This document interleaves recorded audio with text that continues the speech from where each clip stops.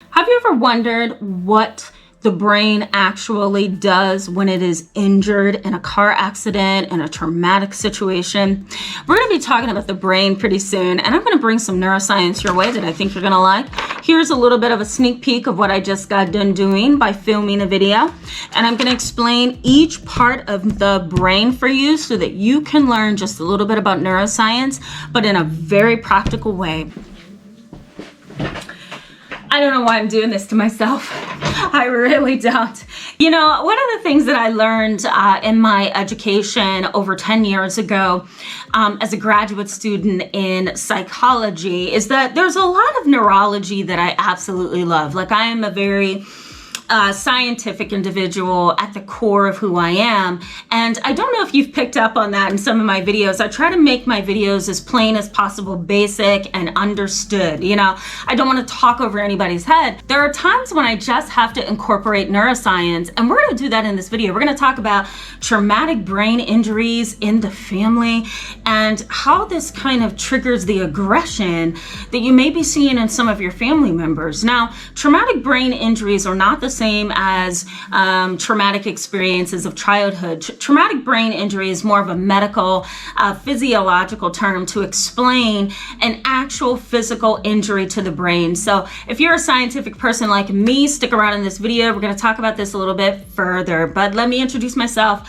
in case you are new. My name is Tamara, and I'm an internationally and board certified trauma therapist. I'm also licensed in mental health, and I specialize in treating children, teens, and families, as well as adults who are dealing with trauma. Let's go ahead and jump in. So here's a couple of videos around me. Okay, here's the thumbnail so that you can kind of see some of the videos that I've done in the past that talks a lot about neuroscience, and I really do pull in science in a way that doesn't feel scientific. I try to make it as objective and yet as easy to learn as possible. I think it's best to learn from somebody that doesn't speak over your head, right?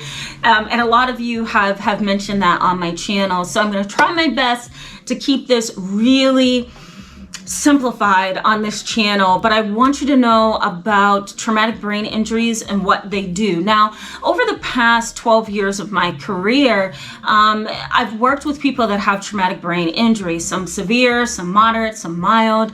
And one of the things that I've noticed is personality change, especially if the brain has been injured in the frontal lobe area. And I'm going to explain all of this for you.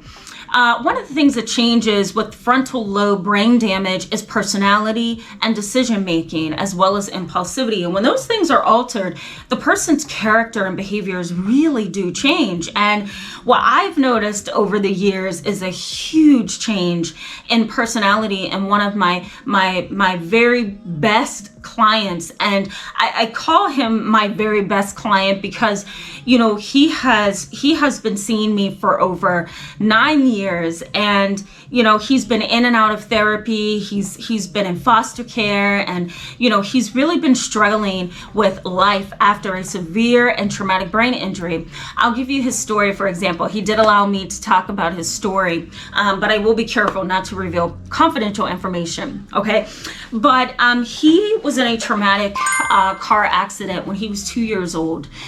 His mom, unfortunately, was a substance abuser, and she was really not respectful of child laws. I'll put it that way. She didn't believe in car seats. She didn't believe in, you know, feeding her 2-year-old the right food. She didn't believe in safety in terms of who she left him with and who babysat him and what school she put him in. She just didn't have that ability to be that kind of a mom. And so one night she and his father got into a major argument, and she snatched him up out of the crib. He's 2 years old, and I don't know why she had him in a crib at 2 years old, but she did, and put him in the back seat. And then she realized, oh man, I have to put all of our clothes in the back seat, all of our belongings, because she had planned to leave his father. She ended up putting him in the front seat of their car. She was speeding, she was high, and she was also drunk. So she had marijuana, and then she also had alcohol. Those two created, a toxic situation for impulsivity and poor decision making. And so she put him in the front seat. They ended up getting into a wreck, and he went through the windshield. the windshield. When she hit the brakes, he went through the windshield head first. It was a horrific and traumatic situation. And it took many, many years for him to get to a place where he wanted to drive, wanted to trust his mother and other people, and actually could benefit from psychotherapy. He had a traumatic brain injury, okay? And so this traumatic brain injury led to ADHD. It led to poor attention span and concentration. It led to emotional aggression so bad that the police had to be called multiple times to the family home. It led to roller coaster and labile emotions. It led to poor decision making in his own life. He struggled quite a bit. There are also some people who have very mild traumatic brain injuries and their personality shifts, but it's hard for family members and parents to identify that it's a neurological shift because they see the behavior. The behavior is destructive, right? And the person seems okay on the outside. There's no gashes, there's no surgery, there's no marks, there's no nothing. All you see is the behavior. And when all you see is the behavior, the last thing that you're willing to do is consider neuroscience. You're not going to look at this and say, okay, this traumatic brain injury is the problem, right? Now, his injury was somewhat similar to someone that I talk a lot about on this channel when I'm talking about neuroscience, who is Phineas Gage. Phineas Gage was I'm going to call him a historical figure with TBI, traumatic brain injury. And, you know, he was a railroad worker. He was dealing with dynamite and some metal pieces. And one of the metal pieces exploded and went through his left eye. I believe it was his left eye, through his brain, or maybe it was his right. I don't remember. But he had this huge iron piece in his skull, and it tore through his frontal lobe area. He miraculously survived, and he seemed okay until his behavior changed, his attitude changed. He actually became a sociopath. He became unresponsive to love and people showing him compassion. He was angry, he cursed, he was just brute. And again, that's because he had brain damage in the frontal lobe area. Let me show you exactly what happened. All right. So if you want to go along with me, I welcome you. I'm going to draw some pictures of the brain. I'm going to put some pictures of the brain up on the screen for you as we walk through this. Okay. And then I'm also going to tell you a couple of ways to identify that a traumatic brain injury may be responsible for the behavioral change and aggression in your own family. I'm going to draw a picture of the brain. Okay. And then I'm going to kind of block these different parts of the brain off, and I'm going to explain them to you. All right. So then we're going to say frontal lobes. Okay. Now the frontal lobes are right here behind the forehead, and they are the very front part of the brain. So I'm going to show you. Okay, I'm going to show you. This is like a really poor example, but take it for what it's worth. Okay, guys. So this is the brain. This is the frontal lobe area right here. It's behind the forehead. The frontal lobes, as I always state on this channel, are basically in control of our personality development, our decision making, our impulsivity, and our ability to kind of think in a higher order way, right? Our executive function is there. Our ability to process and to rationalize and to think things through. When you have a frontal lobe injury, okay, or some kind of traumatic brain injury that has something to do with your frontal lobes, your personality is likely to change. Your aggression is probably going to go up in some waves and not down, right? Because frontal lobes has a lot to do with decision making and impulsivity. And so if you have a traumatic brain injury to the frontal lobes, you're not going to have the ability to pause, stop, and try things again, you know? So that's the frontal lobe area, okay? Now let's go to another part of the brain that has a lot to do with kind of vision and your ability to visualize things, okay? This part of the brain is known as the occipital lobes, okay? The occipital lobes. And I'm going to color this in different colors so you can keep up, okay? So the occipital lobes, okay? The occipital lobes is at the base of the brain, okay? So you have the frontal lobes over here, and then you have the occipital lobes down here. And it's at the base of the brain. It's right down here at the bottom of your you can kind of visualize it as it's right above the vertebrae of the back, that little bony structure that goes down the middle. It's right at the top of that, okay? And so the occipital lobes has a lot to do with vision. It has a lot to do with, you know, how we are visualizing something and how well we can visualize something. When you go blind, it's usually because of some malfunction of the occipital lobe. So that's the occipital lobes. Now, let's move to the temporal lobes. The temporal lobes do with, you know, how we are visualizing something and how well we can visualize something. When you go blind, it's usually because of some malfunction of the occipital lobes. If you have a brain injury there, your ability to visualize things may be poor. You may lose your sight, and there may be a couple of other things that's going on with the occipital lobes. So that's the occipital lobes. Now, let's move to the temporal lobes. The temporal lobes. Okay, the temporal lobes are right here. They are behind the ears. And it has a lot to do with, the reason it's called temporal lobes is because it has a lot to do with the area of your temples, okay? Now, the temporal lobes, if there's some kind of traumatic brain injury to the sides of the head or the temporal lobe area, it's likely that your emotions and your emotional reaction to things may change, because this particular area, the temporal lobes on the side of the brain, has a lot to do with language processing as well as emotions and affect, A-F-F-T, A-F-F-E-C-T, if I could spell. The temporal lobes are just as important as every other lobe in the brain. All right, so the temporal lobes are on the side, and I'm going to color that in so you can get a visual. And then I'm going to also list this, okay? So this is the temporal lobes. And here's how that might look, okay? So we have the frontal lobes in blue, the occipital lobes in green, and the temporal lobes in red, okay?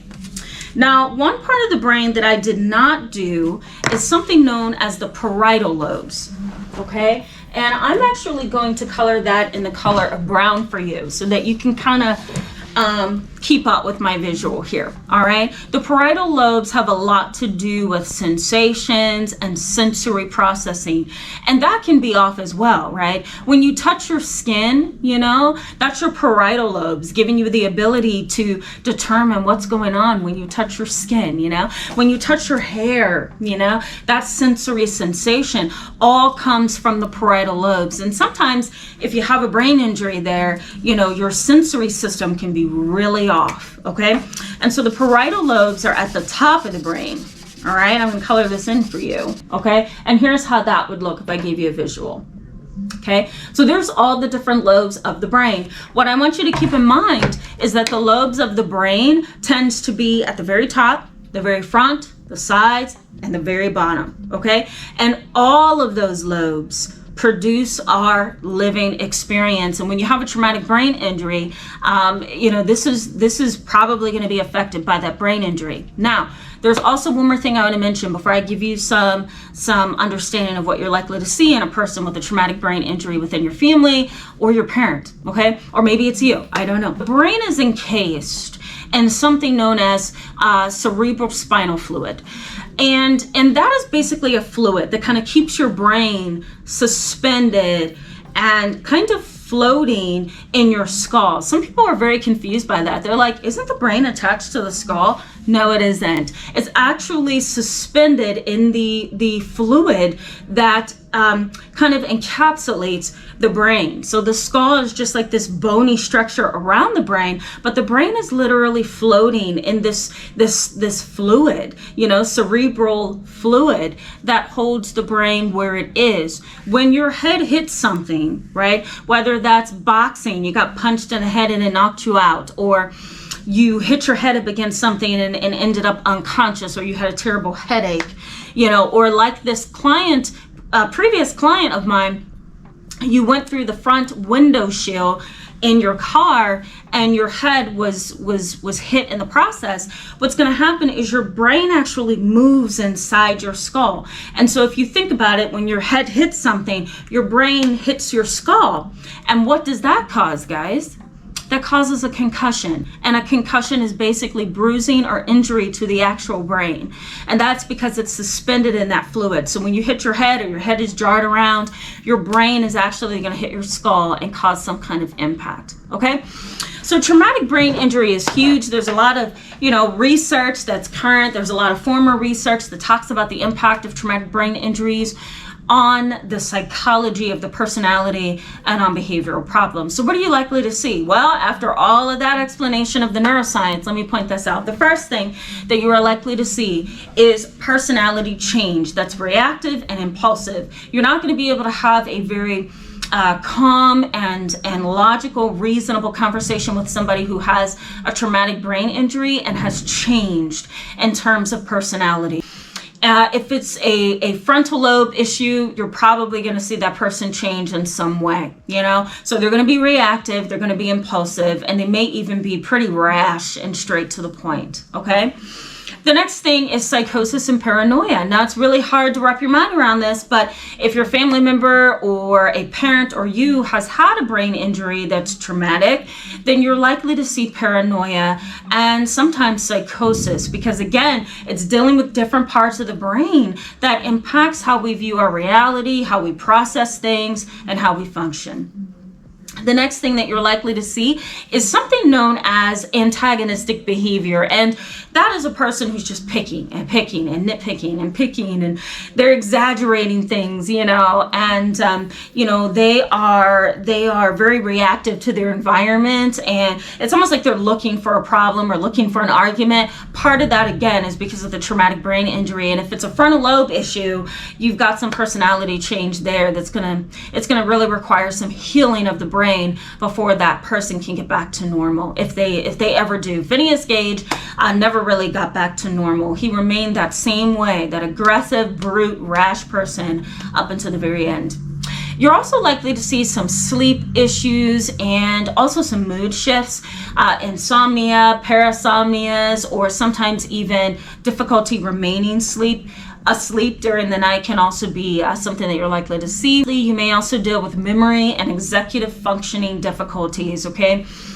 So I think it's important to understand how a traumatic brain injury can impact you overall. And so I hope that this video gave you just a little bit of inside look of what hitting your brain, falling and hitting your brain, having a car accident, being assaulted in domestic violence, anything that can create a traumatic brain injury can change your life forever. So if you have a family member like this, or a parent, or you've experienced it yourself, just keep in mind that you're going to need a different approach to treatment. It's not going to be go see your medical doctor and your therapist. It might be go see a neurosurgeon, go see a neurologist, go sit down and talk to a holistic doctor who can kind of help you fit the pieces of your life back together. If this is a family member or a parent, you may have to distance yourself in relation to them until they heal. Now, if they never heal, you may have to learn to set a new boundary with this person. So we're going to continue to talk about this. Let me know in the comment section below if this video was helpful. And if you have a suspicion or know someone in your family who is like this, go ahead and hit that subscribe button if you want to stick around. I'll see you in the next video. Bye.